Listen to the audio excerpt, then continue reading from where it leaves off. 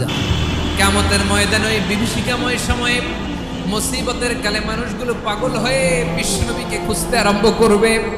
সবাই মিলে বিশ্বনবীর কাছে যেয়ে বলবে, ইয়া রাহমাতাল লিল আলামিন, দেখেন আমাদের কি অবস্থা, সূর্যের আলোতে ঘেমে হয়রান, আজকে কেউ সুপারিশ করতে পারবে না। সব নবীরা অপারগতা স্বীকার করেছে, তারা বলেছে আপনি ছাড়া কেউ নাকি আল্লাহর সামনে দাঁড়াতে পারবেন না, আপনি একটু সুপারিশ করেন। বিশ্বনবী বলবেন, আসো আসো, আজকের দিনে আমি ছাড়া আল্লাহর সামনে কেউ দাঁড়াতে পারবে না। বিশ্বনবী মাকামে মাহমুদে যে আল্লাহু আকবার বলে সিজদায় লুটিয়ে পড়বেন, বিশ্বনবী এমন ভাবে অজর দ্বারায় সিজদায় লুটিয়ে পড়ে কাঁদবেন, রব্বুল আলামিনের রহমতের দরিয়ায় জোশ লেগে যাবে। রব্বুল আলামিন এই দৃশ্য থেকে সহ্য করতে পারবেন না। রব্বুল আলামিন বলবেন, ইয়া মুহাম্মদ ইরফা রাসাক, ও নবী আপনি মাথা তোলেন, যা চাবেন তাই দেব।